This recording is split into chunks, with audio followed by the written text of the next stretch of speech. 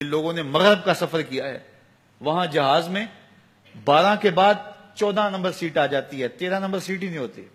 یہ منحوس عدد ہے. یعنی آج وہ کہیں اڑانے بھر رہے ہیں اور کہاں سے کہاں پہنچ گئے ہیں، لیکن یہ ذوف الاعتقادیہ پوری دنیا کے اوپر موجود ہے. تاریخیں مخصوص ہیں کہ ان تاریخوں کو شادی کرو گے تو برکت ہوگی، اگر ان کے علاوہ کسی اور تاریخ میں شادی کرو گے تو ٹوٹ جائے گی. ہمارے ہاں بھی کچھ لوگ کہتے ہیں کہ سفر کے مہینے میں شادی ہو تو شادی کامیاب نہیں ہوتی، اور اگر کامیاب ہو بھی جائے تو اولاد نہیں ہوتی، اولاد ہو بھی جائے تو نیک نہیں ہوتی. عجیب فلسفہ ہے.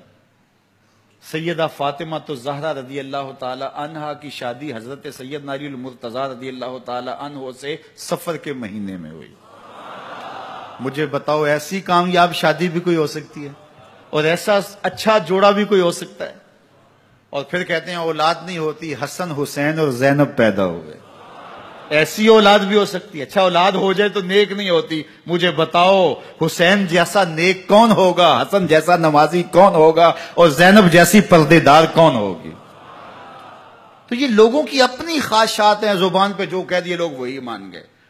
میں نے دیکھا ہے کہ بعض اوقات لوگ 1 گھنٹے کی تقریر سننے کے بعد بھی پھر بھی کہتے ہیں نہیں اصل ہمارے خاندان میں وہ واقعی منحوس ہے، فرق تو پڑتا ہے. جب اللہ کے محبوب نے کہہ دیا لا تیارہ، کوئی منحوس نہیں ہے، نہ دنوں میں منحوس، نہ ساعتوں میں منحوس، نہ افراد میں منحوس. ہمارے الو بھی منحوس نہیں ہے. تمہارے اندر کی برائیاں ہیں جو مجسم ہو کے تمہارے سامنے آتی ہیں، اس لیے کوئی منحوس نہیں. ہمارے والدین نے بچپن میں ہی ہمیں یہ باتیں اچھی طرح سے ازبر کروائیں اور ہماری تربیت اس طرح کی کہ ہم الحمدللہ کبھی بھی ذوف الاعتقادی کا شکار نہیں ہوئے. تو آپ بھی اپنی اولادوں کی ابھی سے ایسی تربیت کریں کہ ان کا توکل اللہ پر ہو، ان کا توکل اللہ کی بابرکت ذات پہ ہو، اور وہ اسی پہ بھروسہ کرنے والے ہوں. جب اس پہ بھروسہ کرنے والے ہوں گے تو زندگی سوکھی گزرے گی.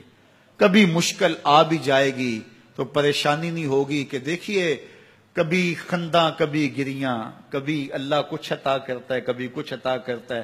وہ محمود غزنوی کو بوڑھے لوگ محبوب تھے، لیکن سب سے زیادہ محبوب ایاز تھا. تو ایک دن اس نے اس کو خربوزہ دیا تو وہ چٹخارے لے کے کھا رہا تھا. بادشاہ نے چکھا تو وہ کڑوا تھا. کہا ایاز یہ تو کڑوا ہے. تو کہا کہ حضرت ہاں کڑوا ہے. تو کہا پھر تم مزے سے کھا رہے ہو. کہا ساری زندگی ساتھ سے میٹھی نعمتیں کھائی ہیں، آج ایک کڑوا مل گیا تو پھینک دوں.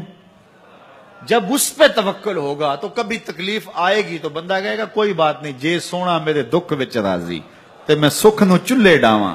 تو بندہ کہے گا ٹھیک ہے کوئی بات نہیں ہے، یہ اس پہ بھی میں خوش ہوں. تو جب توکل اس پہ ہوگا تو پھر بندہ اس تکلیف میں بھی لذت لینے کا راستہ نکال لے گا. اور اگر یہ ہو کہ اس منحوسہ کی وجہ سے یہ سب کچھ ہوا ہے، کچیچیاں چڑھیں گی اس کے اوپر کہ اس نے یہ کیا ہے، مار ہی دوں قتل کر دوں، اس کو چھوڑوں نہ، زمین پہ رہنے کا حق ہی چھین لوں اس سے کہ اس منحوسہ کی وجہ سے یا اس منحوس کی وجہ سے یہ ہوا ہے. کوئی کسی کی وجہ سے نہیں ہوتا. یہ ہماری اپنی بدعمالیوں کی سزا ہے. اگر کوئی ہمیں نقصان در نقصان ہو رہا ہے تو توبہ کریں، اپنے گناہوں پہ غور کریں. کسی سے دھوکہ تو نہیں کر رہے، کسی کا دل تو نہیں دکھایا، ظلم تو نہیں کیا، اپنے ماں باپ کی نافرمانی تو نہیں کی، اور اگر ہمیں خیر پہنچ رہی ہے تو اللہ کا شکر ادا کریں.